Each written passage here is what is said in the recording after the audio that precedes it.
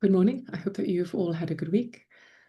So I arrived in Cambridge last night and I'm quite excited for my interview tomorrow, um, but also looking forward to telling you right now about linearization, which is tangent planes and differentials, which is really an extension of the ideas that we had in single variable calculus. So if you cast your minds back, we spent a fair amount of time looking at functions, then we found the derivatives at points, and we talked about how to find the tangent line at a point. And there were kind of various reasons for doing this, one of which was that if you have the tangent line to a function at a point, locally, if you're just interested in behavior close to the point that you're looking at, you can use the tangent line as a very good approximation to your function. And having an equation which is just a straight line is often more straightforward than some complicated function. So we'd like to extend these ideas to functions of two variables. So let's have a look at how we might do this. So we're going to do this by first looking at an example of a function, and then we'll generalize to functions of two variables in general. So here we have a very nice straightforward paraboloid, 6 minus x squared over 2 minus y squared. Looking at this, it's kind of the equivalent to if you'd had a function like f of x is equal to 6 minus x squared over 2. So that would give you a sad parabola.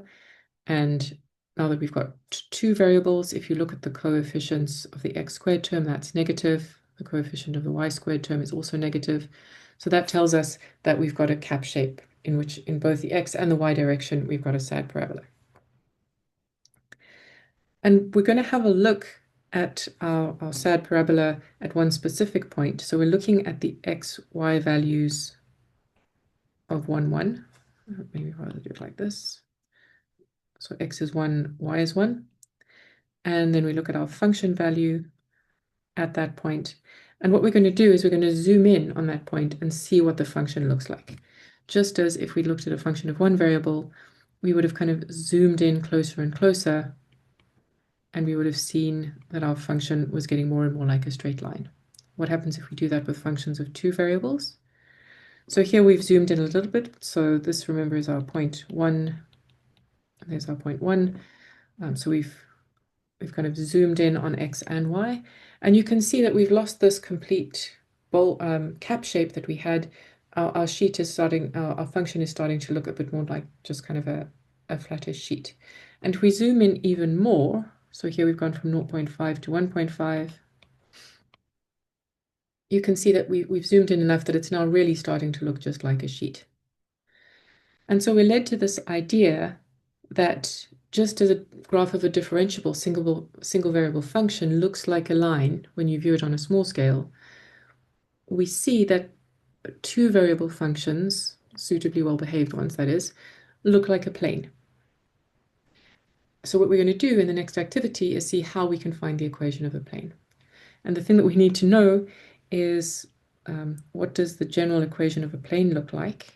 And just as there are different forms for the equation of a straight line, there are different forms for the equation of a plane. And the one that we're going to use is this one over here, which initially might look a bit like there, but actually it's very similar to the point slope form that you probably know for a function of one variable. So you've probably seen this form for functions of one variable, or possibly you know it in this form. So this is point slope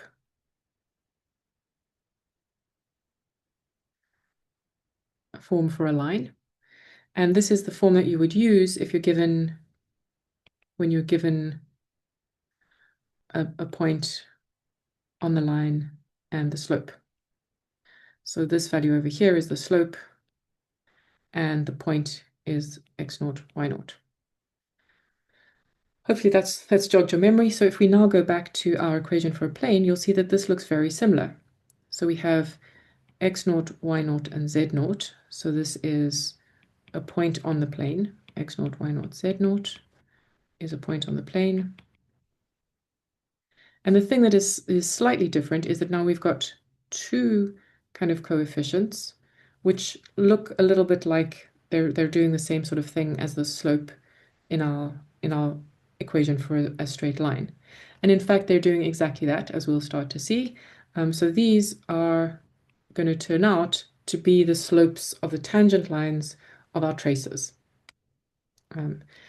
So what I'd like you to do in order to convince yourselves of this is just take a couple of moments to work through this preview activity. There's a little bit more on the next page, but get this bit done. So pause the video, work through the preview activity, and then we'll talk through it quickly when you get back. Okay, so hopefully you've worked through the preview activity. Let's work through and check answers. So the first thing that we need to do is we need to evaluate our function and its partial derivatives at the point 1, 1. So the first thing to find f11, you just plug in x equals 1, y equals 1. So that gives us a 6 minus a half. That's 5.5 minus 1, so that's 4.5. Now we need to find, oops, what is happening here?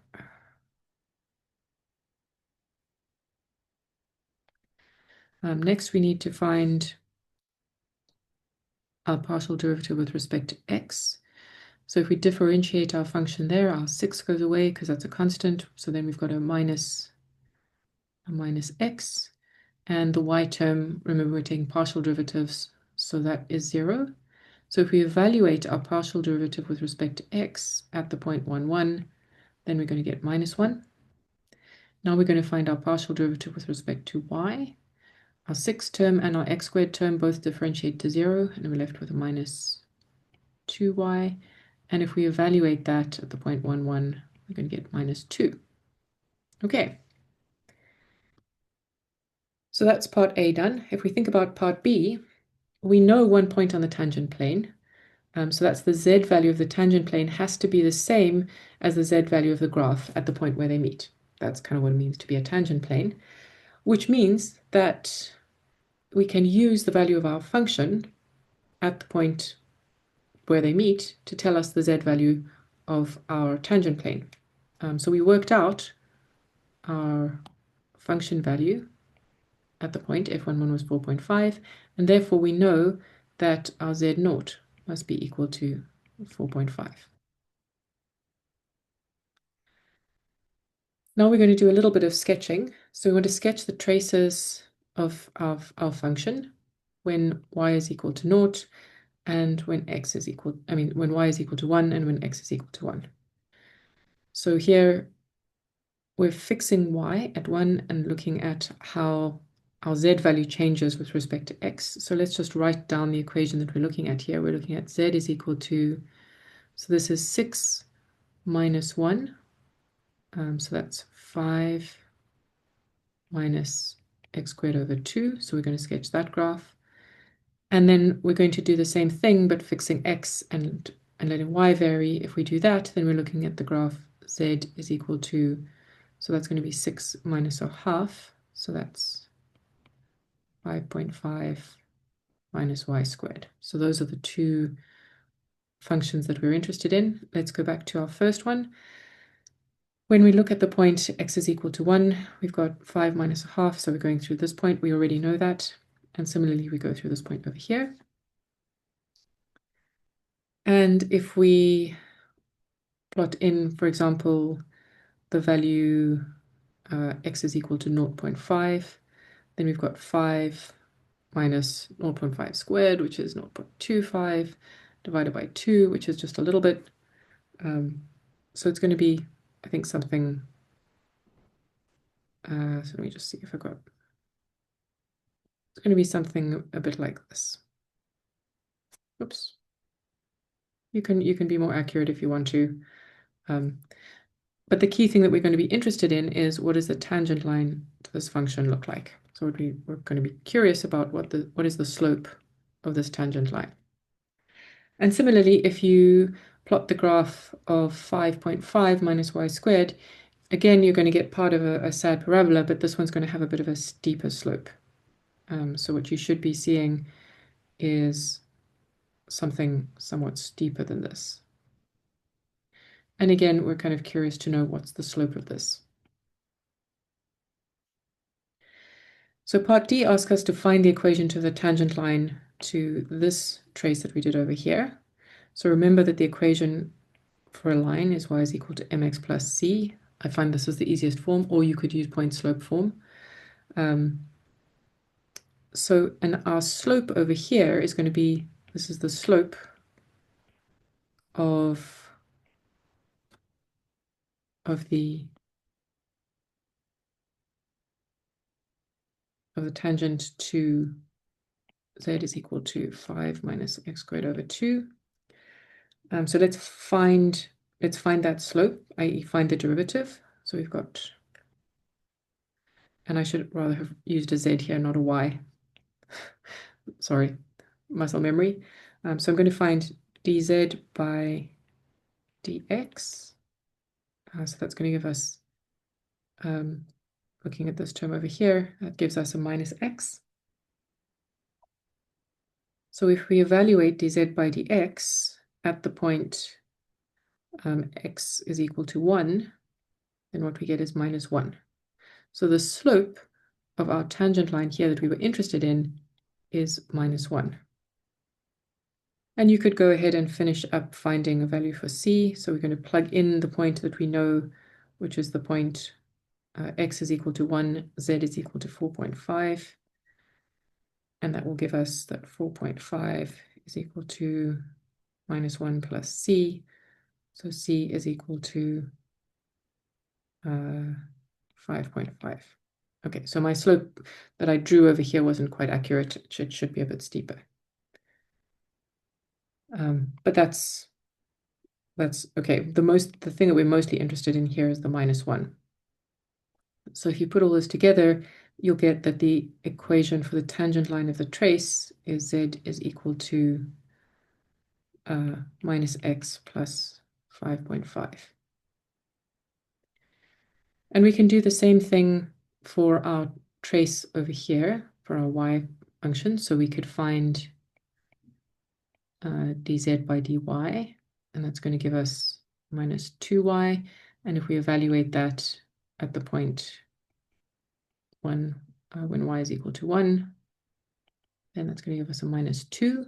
So we know that our equation for this trace is going to be z is equal to minus 2y plus some constant. And again, we can plug in the point 4.5 for z.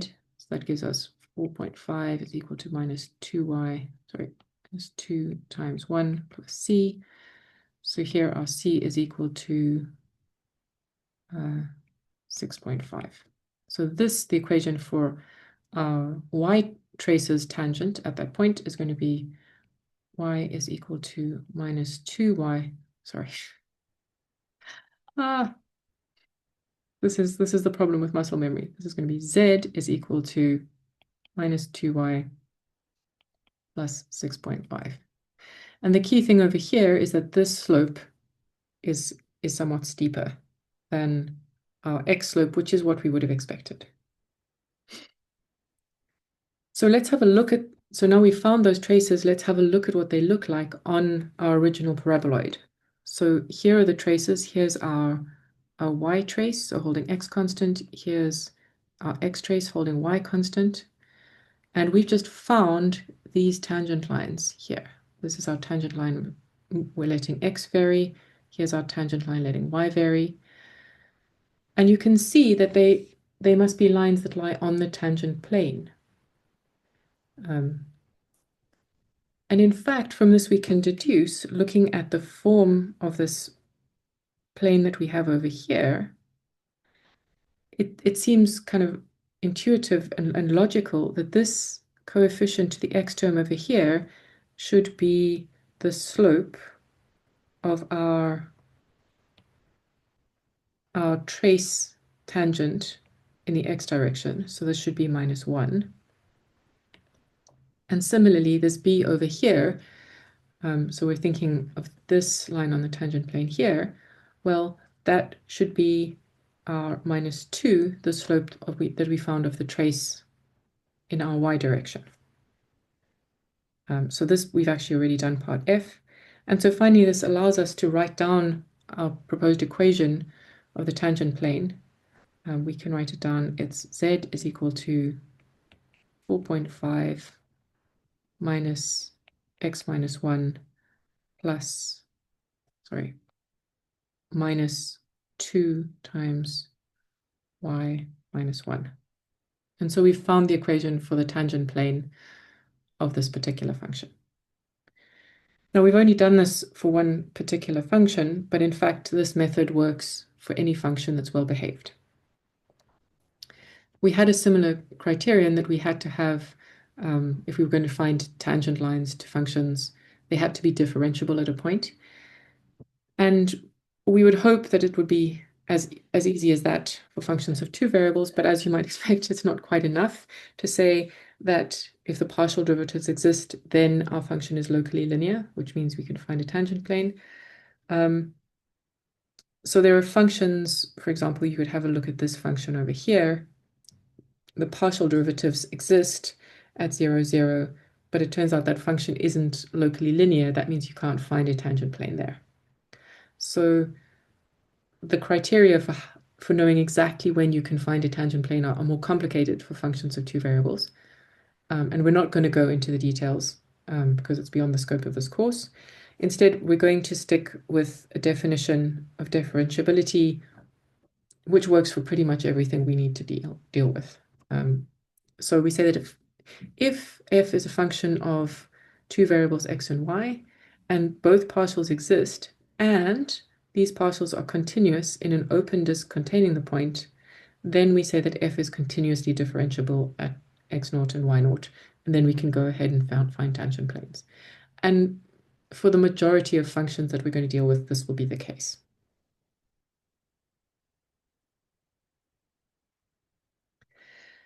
So if a function is continuously differentiable at a point, then the function definitely has a tangent plane, which means that viewed up close, the function plane, the tangent plane and the function are virtually indistinguishable.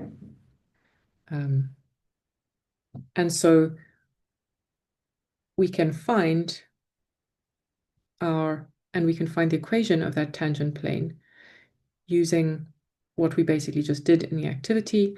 So our z naught value is given by the function value. So our function evaluated at x naught, y naught.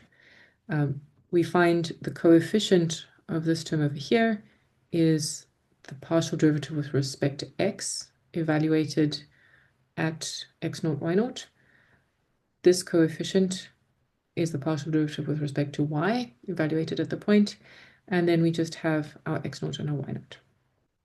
So it's a process that is really very, very similar to finding the equation of a tangent line. It's just there are a couple more steps because we've now got two partial derivatives instead of just one derivative. But the idea is exactly the same.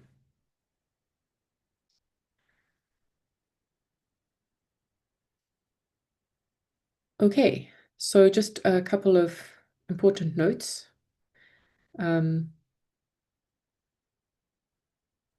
If you do come up on a case where you don't have continuous differentiability, you can still find a plane. It's just the thing that you need to be a little aware of is that the plane is not necessarily tangent to the graph. So the key thing that we're saying here is that differentiability for a function of two variables implies the existence of a tangent plane, but the existence of the first two partial derivatives does not imply differentiability. And this is quite different from a function of one variable. So differentiability for functions of two variables is a much tougher thing to show than just showing that the first two partial derivatives exist. That is not enough. Whereas if you could find the derivative for a function of one variable, then the function was differentiable at that point. You didn't really have to, there was nothing else to do. So this is just something to be a little bit aware of. And the key thing that we've noticed, but now it's worth saying this over here, is this form of the equation for tangent plane is super useful because you can read off things very quickly. So if, for example, you are told that you have It's a slightly different color. If you have this plane over here, you can immediately say, well, okay, what do I know about this? You can immediately read from this that, well, a point on the plane is, one point on the plane is the point 317. Oops. So you know where this plane is tangent to, so any function that goes to 317, was that helpful? Oh, no, what you know is a point on this plane. You know 317 is a point on the plane. But you also know information about the partial derivatives in the x and y direction, because you can see this -2 over here. So you can see that the partial derivative at the point 3 minus 1, sorry, so this should be a -1 and this should be a -7, is -2. And similarly, the partial derivative in the y direction is 4. And so you know a lot of information about this plane.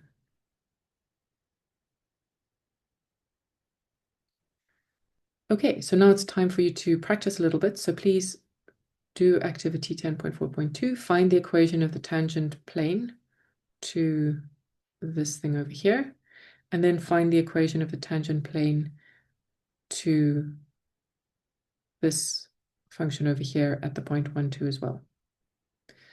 So I'm going to put the solutions to these, I'll write them down, but I'm not going to talk through them in the lecture.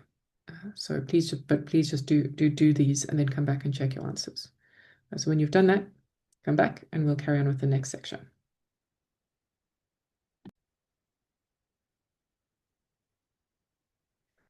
Okay, so hopefully you worked through this. The kind of unexpected thing, although possibly not unexpected, is when you're asked to find the equation of the tangent plane to the first function. If you looked at this, you would notice that this is actually the equation of a plane. So just as if you're asked to find the tangent line to a line, you would expect that the tangent line is the same as the line. If you find the tangent plane to a plane, you should find the same equation. So if all your calculations were correct, I've done the working over here, and you should find that the tangent plane has the same equation as the plane. And then part B is just a straightforward, you find the z value of the point where the tangent plane touches the function that you're interested in. You find your partial derivative with respect to x and evaluate it at that point, partial derivative with respect to y, evaluate at that point, and then you substitute all these values that you found into your equation for the tangent plane. And for this course, I'm very happy for you to just leave your equation in this form. It was just in this first question, it made sense to simplify it because then you could see what had happened. But usually don't simplify, just leave it in this form. Okay, so now we know how to find tangent planes to functions of two variables at a given point. What can we do with this? Well, the first thing is extending our ideas of linearization that we had from single variable calculus. So if you recall, near some point x naught, the tangent line to some graph f of x is very close to the graph. So here we've got our whatever function this is, and our tangent line lies very close, particularly as we zoom in. And so we can talk about the linearization of a single variable function, which is really the equation of the tangent line of that function. But sometimes we use a little bit of different notation. So we let L denote the function whose graph is the tangent line. So L of x is the graph is the tangent line of some function f. And we can express our tangent line in terms of f and its derivatives. So this should also look quite familiar. So this is the value of our function of one variable at the point x naught. Here's its derivative evaluated at that point and x naught. So this is, again, just point slope form of a line. And L of x is called our linearization. And for values of x near to x naught, our linearization is very close to the original function. And just as I've already been saying, but we call L the linearization of f. And this is useful because sometimes it's good enough to use this nice straight line, this linearization, instead of using what might be quite a complicated function. And it becomes even nicer when you're using functions, when you've got functions of 2 or more variables, to use the linearization, so use the plane, instead of what might be quite a complicated function of 2 variables. And so we have exactly the same, well, we take the 2 variable analog and create what's called the linearization of our function of 2 variables by doing exactly what you might expect. So our linearization of some function is the value of the function evaluated at the point where we're doing our linearizing. And then we have our 2 terms. We use the partial derivative evaluated, the partial derivative with respect to x, evaluated at x naught, y naught, as our kind of x slope, and our partial derivative with respect to y as our y slope.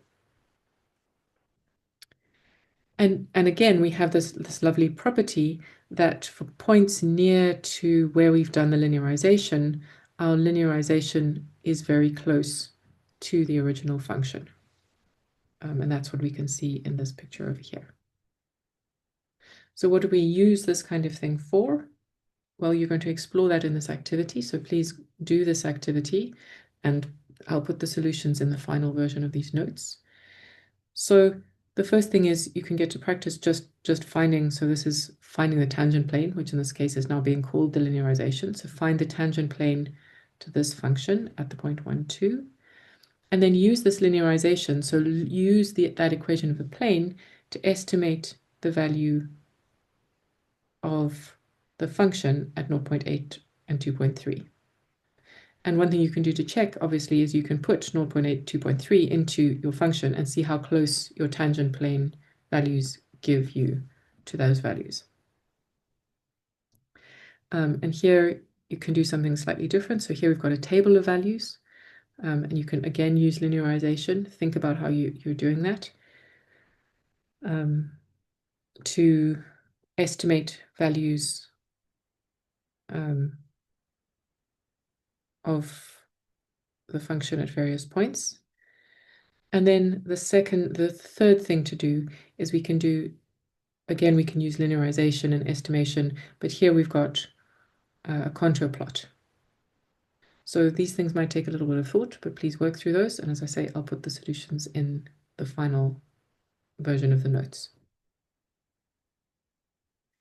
So there's one more thing that we're going to do here, which doesn't really come up so much in functions of 1 variable, but is super useful in functions of 2 variables.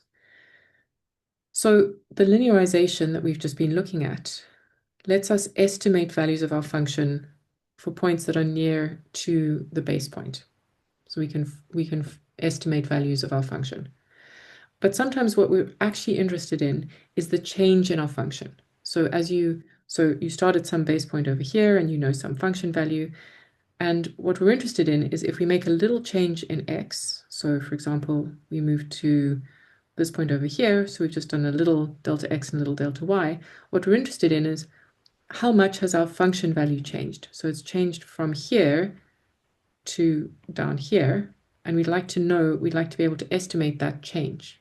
So rather than being able to estimate the value of the function itself, what we want to know is if we make a little change in x and y, what change do we get in our function itself? So really what we're asking is, if we make a little change delta x and delta y to our x and y values, what is our delta f, which we define as saying the function value at the new point less the function at the base point. And we'd like to be able to estimate that. And it turns out that we can actually use linearization. So a simple way to estimate the change in delta f is to approximate it by df, which is the change in the linearization as we move from x naught to y naught. So what we're really saying is our change in our overall function is this little df, which is our linearization at our new point less the function value at the original point. So really what we're using is our linearization instead of our actual function in order to estimate this. And if you plug in your equation for linearization and simplify a little bit, what you end up with is this over here. So an estimate, so notice it is an estimate for the change in your function value would be given by, and this kind of makes sense if you think about it, the value of the partial derivative in the x direction multiplied by the change in x plus the partial derivative in the y direction times the change in y. And this looks very similar to the function of one variable format, except now we've got two variables. And just to note for consistency, we're denoting the change in our independent variables as dx, which is the same as our delta x, and dy as delta y. So really what we're doing is saying our total change in our function is approximately equal to this thing over here. Or you could write this in Leibniz notation over here. So these little things that we're using here, dx, dy, and df that we had over here are called differentials. And we really think of them as just measuring really, really, really small changes in our quantities of x, y, and the original function.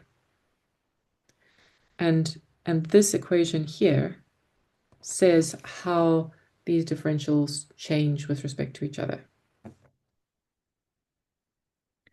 This is quite different, but it looks quite different because you've got two terms here. But it's similar to an important idea from single variable calculus when y depends on x. Using the notation of differentials, we have that dy is equal to dx times the rate of change of y with respect to dx. So in the function of two variable case, we're using partial derivatives, but you could legitimately write in functions of one variable, you could write this equation. It kind of makes sense. So this equation in functions of one variable says, if you make a little change in x, then the equivalent change in y is given by that change in x times by the rate of change of y with respect to x. So it's exactly what we've been talking about all along. It's just the notation is slightly different. How do we use differentials? Well, here we have an example of how it might be useful. So suppose we have a machine that manufactures rectangles of a given width. So it's supposed to be 20 centimeters by 10 centimeters. But if the machine isn't perfect, it might have a slight deviation in the x and y values. For this particular machine, the width could be off by 0.2 centimeters. So dx equal to delta x could be 0.2, and the height could be off by 0.4. And what we'd really like to know, we don't really care so much about the dimensions. We want to know if we really care about the area of this rectangle, we'd like to know how much can our area be off with if we have these possible errors in our width and our height. Well, let's look at how we can calculate that. So the area of our rectangle we know is x times y. So if the machine got it absolutely perfectly matched, perfectly cut, then our area would be 200 square centimeters. But we'd like to estimate the uncertainty in the area using our 10.42, which is using the amount of change that we can expect in our function if we have two little changes in our two variables. So putting that into this notation over here, our change in area is approximately equal to the differential of the area, and that should be equal to, well, here we need partial derivative with respect to x times our little change in x plus partial derivative with respect to y, change our little change in y. And you can find the partial derivatives straightforward for this function. Plugging in our actual points. What we have is our little change in area would be 10 times differential in x plus 20 times differential in y. And these we know. We're told that our differential in x is 0.2 and differential in y is 0.4. So plugging those in here, we find that the kind of expected change in our area could be off by as much as 10 square centimeters. And that's the kind of thing that we would be using differentials for.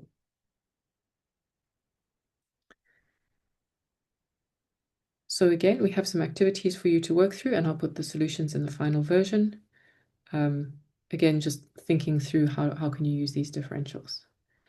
That brings us to the end of the material for this week.